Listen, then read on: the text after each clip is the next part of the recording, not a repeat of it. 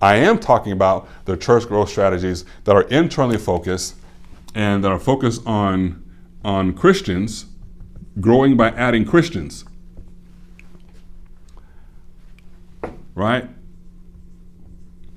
That's not the kind of church growth that we see in the New Testament.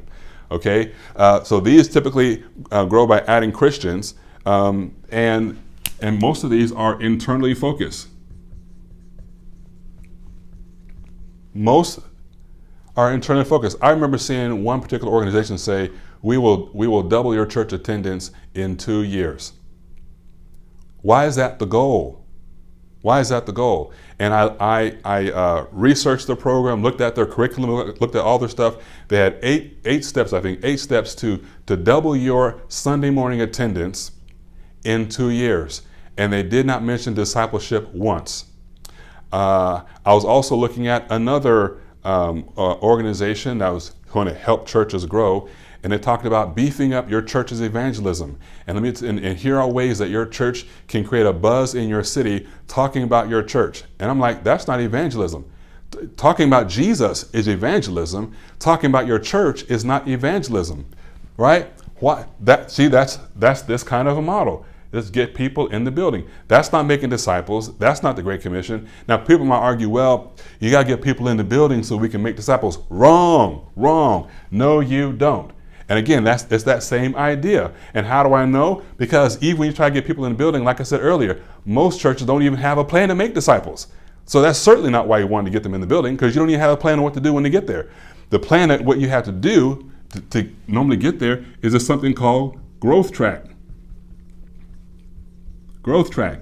And even though I've taught that before, and I've taught how to do growth track, like this idea here, getting popular by a church in Alabama. And so all across the country, you got churches having a 4-week class.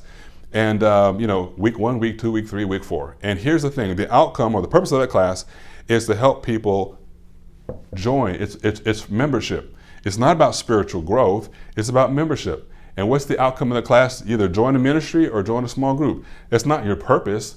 Like one of the weeks is talking about discover your purpose. You're not discovering your purpose. Like my purpose can't be expressed in an hour and 15 minutes every week or just once a month, depending on my volunteer schedule. That's not my purpose. It's appealing to call it the purpose, but that's not really what people are discovering their purpose. And so even though this seemed like a really cool idea, one thing I challenged the pastor on, I said, let me ask you a question. Why is it important for people to serve?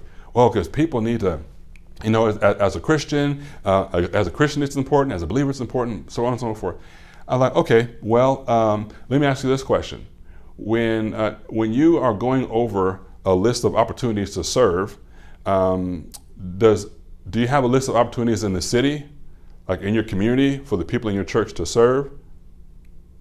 Like if they're serving at their school, their kids' school 2 or 3 hours a week, does that count for you? Does that count? He was like, huh. Well, you just said serving, right? And I said, let me stop you right there. Because that doesn't count. In your mind, you've theologized that every Christian should serve, and you only think of how they can serve in here. That's why the list of opportunities on your list, the list of opportunities in your growth track don't have anything in here. Because this is not the concern. We're not trying to plug people into ministries in the world. We're not trying to plug them into how they can serve and fulfill some things out there, because our main priority is here. Now, if you find a role here and then you got some time to find something to do in the world, then that's awesome. But here is first. Why? Internal focus. One of my suggestions is when you're looking at your growth track, if you really want to plug people into, helping them discover their giftings and things like that, but where can they plug in and serve the best? It might not be here. But you know what? You're going to try to find something here, because self-preservation, the primary goal of an institution is to survive. And when people come in, you want to use them so that you can survive.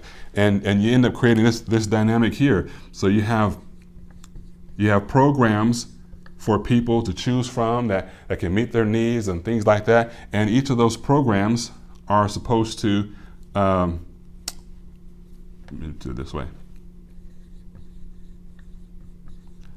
Each of those programs, you want people to come and be a part of your programs. We got something for your kids. We got something if you're trying to recover from stuff. We got something for the men, something for the women, something for the singles, something for the married couples. We got something for the young adults. So we got a program. But then as the programs get bigger, now you need more people. And now it has created a problem because you have more people who are attending these programs, but now you need more leaders. So that this model ends up creating a need for more leaders. And although you got people sitting out in the pews every Sunday, they don't want to step up. And so now we try to make that happen, right? To try to get them to be more leaders. It's this whole model here. So there's a lot of stressors into keeping this thing going because we're trying to get this here. Because not only do we want to see people's lives change, I mean, people really love God, love the church, and want to see people's lives change, but this talks. I mean, let's just be real. This talks. If this is not here, this becomes a focus. It is what it is. So we got to have more people in here. And then if there's extra time, if you have plugged into a role here, if you're in a small group, I mean, think about what we have going on. Most people would say that people today, especially with life being people all stressed out and stuff, they'll give the church two time slots a week. And so we got one time slot is Sunday, and then maybe you got a small group, we'll just say Wednesday, and if you got Bible study, you should probably have that on Wednesday night. And then there might even be serving on a Sunday. So at what point do we want them to be involved in serving the world? We kind of taking some things, you see, when people are already stressed out and already, with time and things like that. So anyhow, these kind of things are what I'm talking about, are taking focus away from the Great Commission of making disciples. So these are kind of things that can end up causing us to put making disciples on the back burner because we oftentimes feel the pain of some of the gaps in these different areas. So we have to do this. We have to do things to get more people. And the thing is, working on the long term, the long game of making disciples and that kind of thing, that takes too long when this is on fire. Okay, so we got to do some things, and that's part of it. But you have that. But the thing is, this is normally not short term. This is long term. And then you have churches that are focused on, 5 years, 10 years, 20 years down the road, and they have not been making disciples. I mean, I've talked with churches, that haven't let anyone, have not seen a new believer in 2 or 3 years. Right? So typically, if because the internal focus is a default mode of this particular model, there has got to be a lot of energy to shift to shift this into mission mode. And that's why it's so hard. That's actually why it's so hard, because the primary role here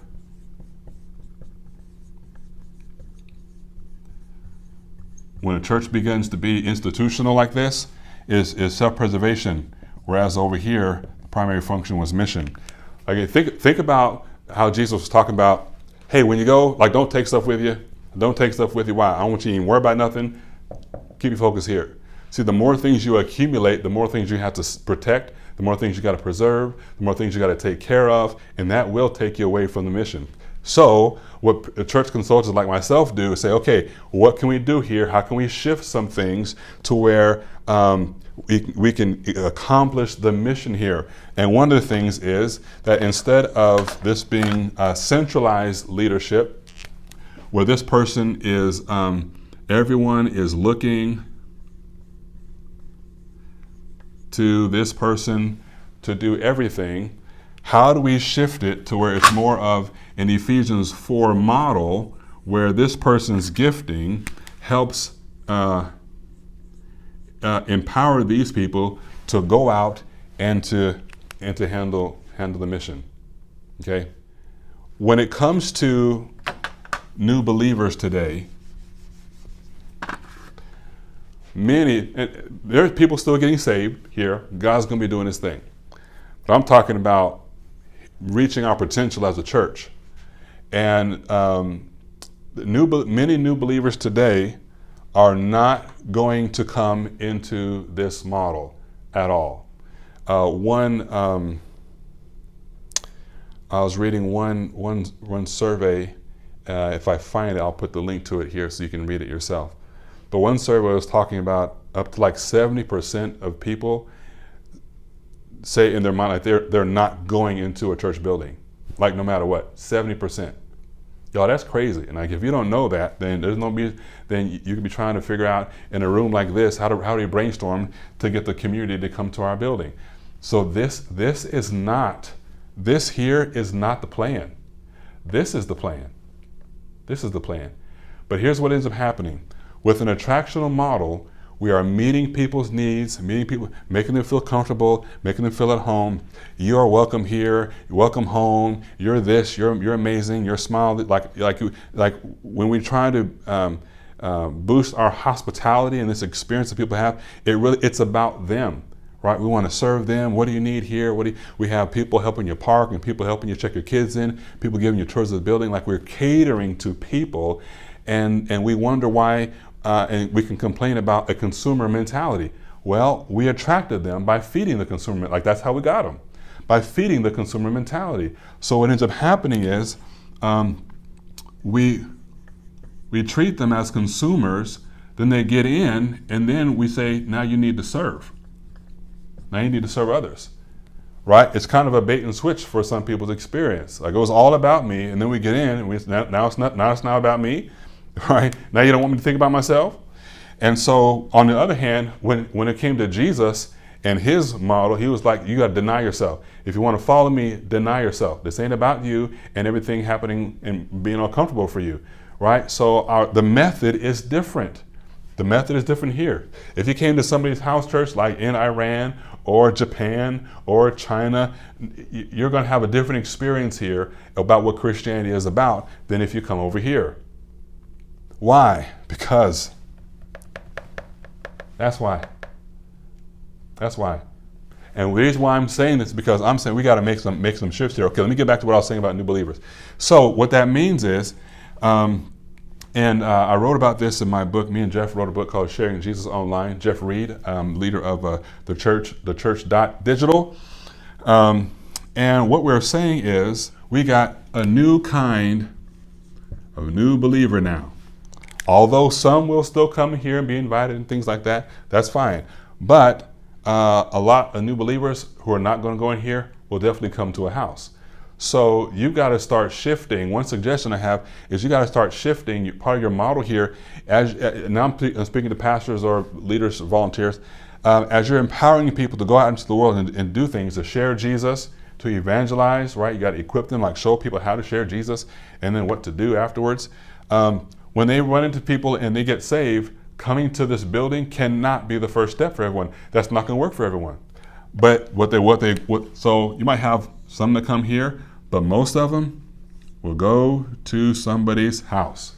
And so we've got to be prepared. We got to equip the people here on how to handle new believers in homes, right? Talk with that person about their faith and answer questions around the dinner table or in the living room or in the backyard, by the pool, by the barbecue or something. That's where more new believers are going to be coming in. And I'm telling you right now, if you're this model church, you need to adopt and adapt this model church in addition to this one. Don't just have this one. You're not going to capture some folks with this one. Matter of fact, the majority of people in your city aren't coming here.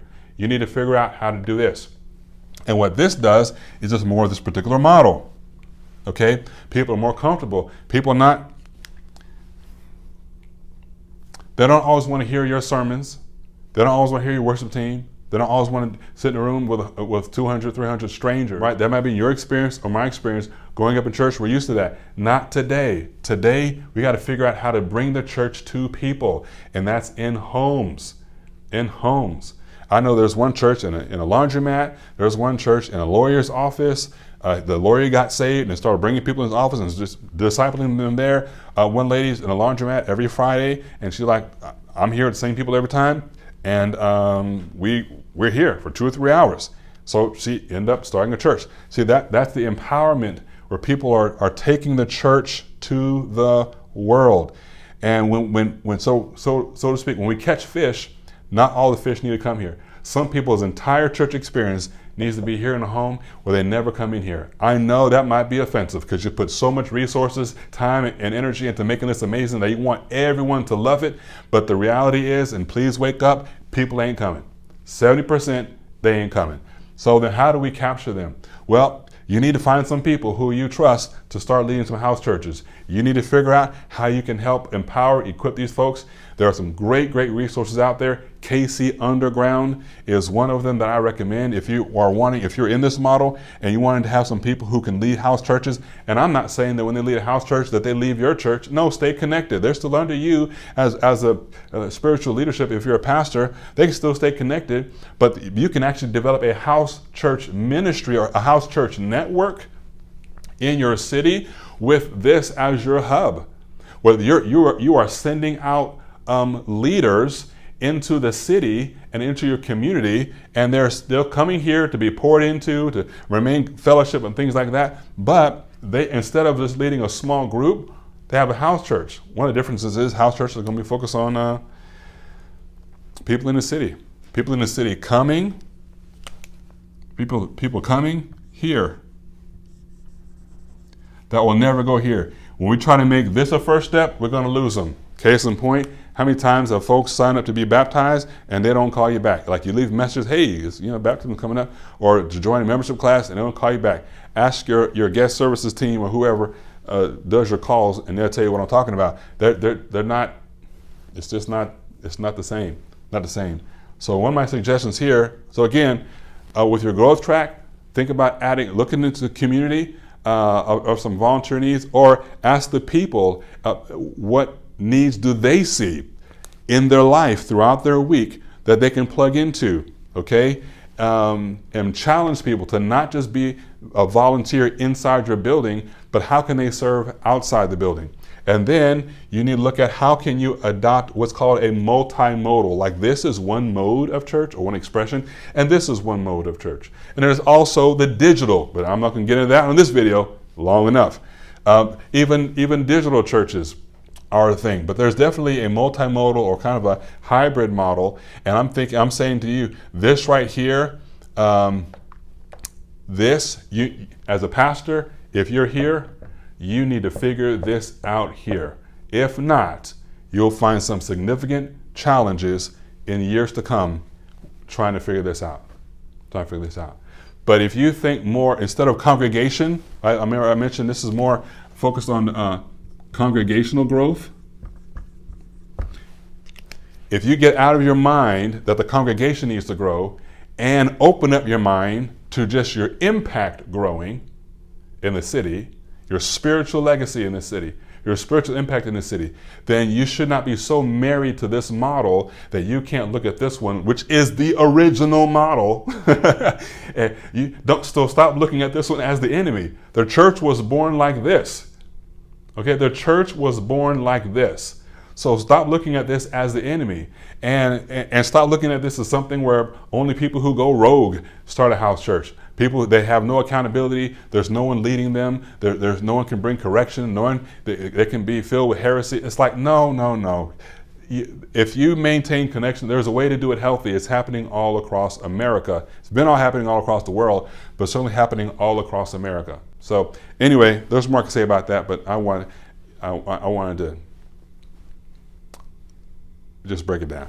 All right. So I think the emphasis on church growth strategies, specifically the quick church growth strategies, grow quick, has become a distraction. Jesus promised to build his church and told us to make disciples. I think we're trying to do his part and expecting him to do our part. I stand by my statement, and hopefully you can see why. If you are wanting to make this shift or any other kind of shift, reach out to me and I'll get you, we can sit down, chat, and maybe I can help you directly or get you in contact with some resources that can help you make this shift. But I'm telling you right now, a lot of our focus because of this model, it's not that the model is bad, but the church wasn't designed to grow like this. It was designed to grow like this. It was designed to grow from an organic disciple-making movement, not these weekly gatherings that are focusing on the activity of a few. That's why we have a stage. There's no stage here, there's stage here. Because there's a few people running the show and leading it. And even behind the scenes, your church staff is running it to produce a weekly event. And that's not the same, it's not the same thing. So there are specific things. So in order for us to make some shifts, there are some real things we have to look at and be honest about so that we can make the proper adjustments and move more towards mission focused, even with this particular model. Okay? All right, there's more I can say about that. Maybe another time. That's it for now. We'll see you later.